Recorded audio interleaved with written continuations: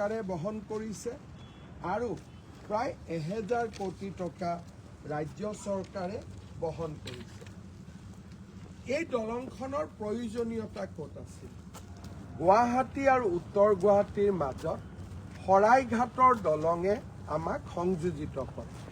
শৰাইঘাট দলঙৰ পৰা গুৱাহাটীৰ মাজমজিয়ালৈ আহিবলৈ যথেষ্ট সময় লাগে আৰু শৰাইঘাট দলঙে এক প্ৰকাৰ গুৱাহাটীৰ যিটো ট্ৰেফিক তাক ল'বও নোৱাৰে, বহু দূৰলৈ যাব লাগে।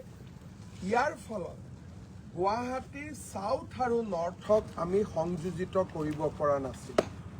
এই দলংখনে গুৱাহাটীৰ চাউথ আৰু নৰ্থ এই দুয়োটাকে গুৱাহাটীৰ মাজেৰে মধ্যম স্থানেৰে সংযোজিত কৰিব।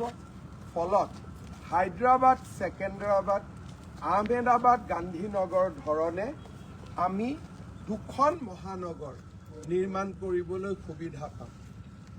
গুৱাহাটী এখন পুৰণা মহানগৰ, সদায় নতুন নতুন মানুহ আহি আছে আৰু গুৱাহাটীৰ পানী, গুৱাহাটীৰ চিৱেৰেজ, গুৱাহাটীৰ ৰাস্তাই ইয়াক বহন কৰিব নোৱাৰা হৈছিলে।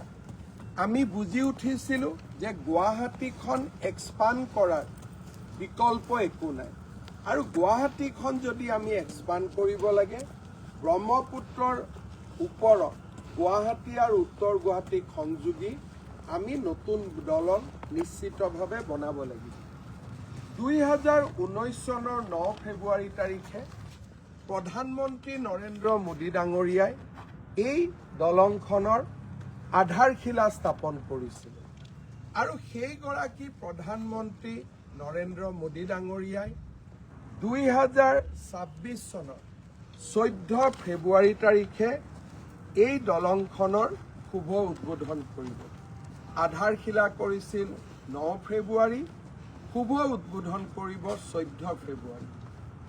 এই দলংখন কামৰূপৰ আটাইতকৈ বিখ্যাত সম্ৰাট বা নৃপতি কুমাৰ ভাস্কৰ বৰ্মাৰ নামত ৰাজ্য চৰকাৰে উৎসৰ্গা কৰিছে। কুমাৰ ভাস্কৰ বৰ্মা কামৰূপৰ ৰজা আছিলে, সম্ৰাট আছিলে। সম্ৰাট হৰ্ষবৰ্ধনৰ সৈতে তেওঁৰ সম্পৰ্ক আছিলে আৰু হৰ্ষবৰ্ধনে পতা ধৰ্মসভাত কুমাৰ ভাস্কৰ বৰ্মাক ইন্দ্ৰৰ আসনখন হৰ্ষবৰ্ধনে এৰি দিছিলে।